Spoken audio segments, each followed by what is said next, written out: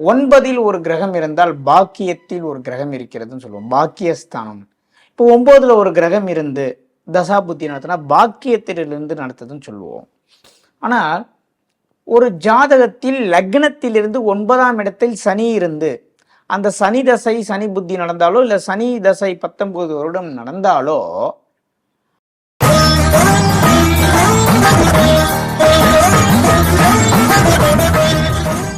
ஆன்மீக சுற்றுலாக்கு ஒரு 10 பேரை நீங்க கூட்டு போங்க. உங்க வாழ்க்கை மாறவில்லை என்றால் நிச்சயமாக இந்த வீடியோ கீழே நீங்க கமெண்ட் பண்ணுங்க. 6 மாசத்துல ஒரு பெரிய லூப் ஹோல் கிடைக்கும். ஆன்மீக முடிஞ்சா காசி கூட்டு போயிடுங்க. 2 பேரை ட்ரெயின்ல டிக்கெட் போயிட்டு காசி கூட்டு போயிடுங்க. 9ல் சனி 2 பேரை காசி கூட்டு போங்க.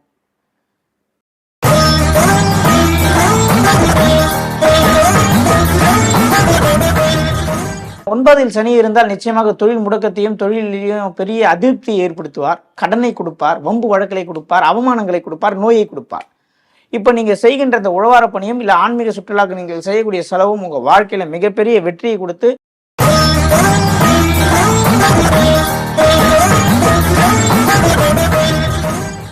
டிவைன் நோட்ஸ் நேயர்கள் அனைவருக்கும் அன்பான வணக்கத்தை தெரிவித்துக் கொள்கிறேன். நம்ம இன்னைக்கு பார்க்கப்படுறது என்னன்னா, ஜோதிடத்தில் இருக்கக்கூடிய ஒரு உண்மை என்னன்னா, 9ல் ஒரு கிரகம் இருந்தால் பாக்கியத்தில் ஒரு கிரகம் இருக்கிறதுன்னு சொல்லுவோம். பாக்கியஸ்தானம். இப்போ 9ல் ஒரு கிரகம் இருந்து தசாபுத்தி நடத்தினா பாக்கியத்திலிருந்து நடத்துதுன்னு சொல்லுவோம். ஆனால் ஒரு ஜாதகத்தில் லக்னத்திலிருந்து 9ஆம் இடத்தில் சனி இருந்து அந்த சனி தசை சனி புத்தி நடந்தாலோ இல்லை சனி தசை 19 வருடம் நடந்தாலோ அந்த ஜாதகர் மிகப்பெரிய அளவில் கடனாளியாக மாறிவிடுவார், இல்லை நோயாளியா மாறிடுவார். இதுதான் உண்மை. இது உண்மை, யாராலையும் மறுக்கப்பட முடியாத உண்மை. என்ன செய்யலாம்? இந்த 9லே சனி பகவான் இருந்து சனி தசையிலே கடனான யாராக இருந்தாலும் இல்லைன்னா கோர்ட்டு கேஸுக்கு அலைய விட்டுரும். ஆரோக்கியமா இருந்தா கோர்ட்டு கேஸுக்கு அலைய விட்டுரும். ஆரோக்கியம் இல்லைன்னா கடனாளி ஆக்கிடும். என்ன இவங்க செய்யணும் அப்படின்னா, இவர்கள் தந்தை வழி உறவினர்களிடையே இருக்கக்கூடிய மனக்கசப்புகளை இவர்கள் சரி செய்ய இயல வேண்டும். இல்லை சார் என்னால் முடியாது, எங்க தந்தை வழியில நிறைய பிரச்சனை இருக்கு, எனக்கு செட் ஆகாதுன்னா, எப்பொழுதுமே ஒரு மனிதன் சகிப்புத்தன்மையுடன் வாழ கத்துக்கணும். அதுதான் கிரகங்கள் பாதிக்காது, அவர்களை கிரகங்கள் பாதிக்காது. நான் யார் தெரியுமா அப்படின்னு நினைக்கிறவங்கள கிரகம் சனி பகவான் விடுவதில்லை. ஆணவத்தில் ஆடுபவர்களை சனி பகவான் விடுவதில்லை. ஆணவம்னா என்னன்னே தெரியாத ஒரு ஆளை சனி பகவான் என்ன பண்ணிடுறாரு, நோ என்ட்ரியா இருந்தா கூட தப்பிச்சு போ, ஓடிப்போ, ஒழிஞ்சு போன்னு விட்டுருவார். சனி பகவான் ஒரு நீதிமான். அவர் நல்லா தெரிஞ்சு, யாரா இருந்தாலும் சரி ஆணவம் மட்டும் அவர்கிட்ட கூடாது. அதாகப்பட்டது என்னவென்றால், 9லே சனி இருந்தால் ஒருவர் கடனாளியாவது உறுதி. எப்பொழுது கடனாளி ஆகுவார்? சனி தசை சனி புத்தியில கடனாளி ஆகுவார். இதுதான் உண்மை, மறுக்கப்படாத உண்மை. அப்போ இதுக்கு ஒரே வழி என்ன என்றால், இவர்களுக்கு 9லே சனி இருந்து கடனாளியான யாராக இருந்தாலும் தந்தையை ஆத்ம திருப்தி செய்யும் வரை இவர்களுக்கு அந்த கடன் குறைவதில்லை. சார் அப்பா இல்லை, என்ன பண்ணலாம்? சரி, அப்பா இருக்காரு, மனஸ்தாபமா இருக்கு, என்ன பண்ணலாம்? ஈகோவை தூக்கி உடைச்சு போட்டு தந்தையோடைய காலில் போய் ஊந்துதான் ஆகணும், வேற வழி இல்லை. இல்லை, வாய்ப்பே இல்லை சார், எனக்கு 9ல் சனி இருக்கு, எங்க அப்பாவுக்கு எனக்கும் சுத்தமா செட் ஆகாது, வேற எதனா ஐடியா சொல்லுங்க அப்படின்னா ஒரு ஐடியா சொல்லலாம். ஒரு ஐடியா இருக்கு. ஆன்மீக சுற்றுலாக்கு ஒரு 10 பேரை நீங்க கூட்டு போங்க. உங்க வாழ்க்கை மாறவில்லை என்றால் நிச்சயமாக இந்த வீடியோ கீழே நீங்க கமெண்ட் பண்ணுங்க. 6 மாசத்துல ஒரு பெரிய லூப் ஹோல் கிடைக்கும். ஆன்மீக முடிஞ்சா காசி கூட்டு போயிடுங்க. 2 பேரை ட்ரெயின்ல டிக்கெட் போயிட்டு காசி கூட்டு போயிடுங்க. 9ல் சனி 2 பேரை காசி கூட்டு போங்க. யாரு எத்தனை கோடி எத்தனை லட்சம் பிரச்சனை ஆனாலும் உங்களுக்கு இருக்கட்டும், காசியில கால வச்சவங்களுடைய வாழ்க்கை தலையெழுத்து எத்தனை பேருக்கு மாறி இருக்குன்னு எனக்கு தெரியும். கல்யாணம் இவனுக்கெல்லாம் நடக்குமான்னு கேட்டவங்களுக்கு காசிக்கு போயிட்டு வந்து கல்யாணம் ஆனவங்க எவ்வளோ பேரை நம்ம பார்த்துருக்கேன். எவனா ஒரு ஆளான்னு கேட்ட பிறகு காசிக்கு போயிட்டு வந்த பிறகு உலகமே அவரை தலைவனாக ஏற்றுக்கொண்ட ஆளுகளை நான் பார்த்துட்டு இருக்கேன். 9ல் சனி காசிக்கு தயவு செய்து 2 பேரை கூட்டு போங்க சார். காசிக்கெல்லாம் கூட்டு போற ஆள் இல்லை, திருவண்ணாமலையாச்சும் கூட்டு போங்க. நீங்க செலவு பண்ணி நீங்க ஃபுட்டு கொடுத்து நீங்க கூட்டு போங்க சார். எனக்கு பெரிய பிரச்சனை இருக்கு.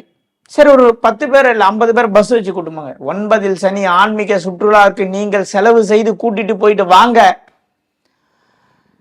எட்டாக்கனியை எட்டி பிடிப்பீர்கள். நம்மளுடைய தாரக மந்திரம் சொல்ற மாதிரி தான், எங்கோ ஒரு கடைக்கோடியில் ஒரு மனிதன், ஒரு மக்கள் நம்ம வீடியோ பார்த்துட்டு இருக்கவங்க ஜெயிக்கணும், வாழ்க்கையில மாறணும், அடுத்த கட்டத்துக்கு போகணும். சார் எந்த லக்னமா இருங்க சார், நோ இஷ்யூ. நீ எந்த லக்னமா இருங்க, சனி 9ல் இருக்கா, சனி பகவான் 9ஆம் வீட்டில், அவர் ஆட்சி உச்சம்லாம் விட்டுருங்க, 9ஆம் வீட்டில் இருக்காரா, ஆன்மீக சுற்றுலாக்கு நீங்கள் செலவு செய்து நீங்கள் கூட்டுட்டு போகக்கூடிய ஒரு இடத்தில் ஒரு வெற்றி. சரி, அடுத்த இன்னொன்னு சொல்றேன், ஆன்மீகம் என சொல்லக்கூடிய ஆலயங்களுக்கு உழவார பணி செய்வது, இது 2மே உங்களுக்கு பெரிய லெவல்ல வெற்றி கொடுக்கும். சார் வெற்றினா எப்படி தெரியுமா இருக்கணும், பரிகாரம்னா என்ன, இப்போ சுகர் டேப்லெட் போட்டீங்கன்னா சுகர் குறையணும், எல்லாருக்கும் ஒரே மாதிரி குறையாது, ஏற்ற இறக்கம் இருக்கும், அவங்க உணவு முறைகளை பொறுத்து. அப்போ அதே மாதிரிதான் ஆலய பரிகாரம், எப்படி செஞ்சா ரிசல்ட் தெரியணும், அது பேர் தான் பரிகாரம். செஞ்சுக்கிட்டே இருக்கக்கூடாது. ஒரு 4 பேர் கோயிலுக்கு செலவு பண்ணி கூட்டம் பண்ணுங்க, எனக்கு 9ல் சனி இருக்குங்க, போயிட்டு வந்தா ரிசல்ட் தெரியணும். ரிசல்ட் எவ்வளவு நாள்ல தெரியும், 90 நாள்ல இருந்து 180 நாளுக்குள்ள ரிசல்ட் தெரியணும். சில பேருக்கு 45 நாள்ல இருந்து 90 நாள்ல ரிசல்ட் தெரிந்தே தீர வேண்டும். எந்த தசாபுத்தி நடந்தாலும் நாம் சொல்லக்கூடிய இந்த பரிகாரங்கள் நிச்சயமாக மிகப்பெரிய அளவில் உங்களை வெற்றி பாதைக்கு அழைத்து செல்லும் என்பதில் துளியளவும் சந்தேகம் இல்லை. 2வது, உழவார பணி செய்யலாம். ஆலயங்கள் பெருக்குவது, விளக்கு துடைக்கிறது, இந்த மாதிரி கிராமங்கள்ல இருக்க கோயிலுக்கு நீங்க செய்யலாம். இப்போ 9ல் சனி, ஒரு 10 பேர் எல்லாருக்குமே 9ல் சனி, நீங்க எல்லாருமே ஒரே குரூப்பா சேர்ந்துக்குங்க, ஒரு இடத்துல போய் கோயிலை கிளீன் பண்ணுங்க, ஒரு இடத்துல போய் கோயிலை சுத்தம் பண்ணுங்க. 9ல் எத்தனை பேர் போய் செய்றீங்களோ அத்தனை பேருக்கும் வாழ்க்கை மாறும்.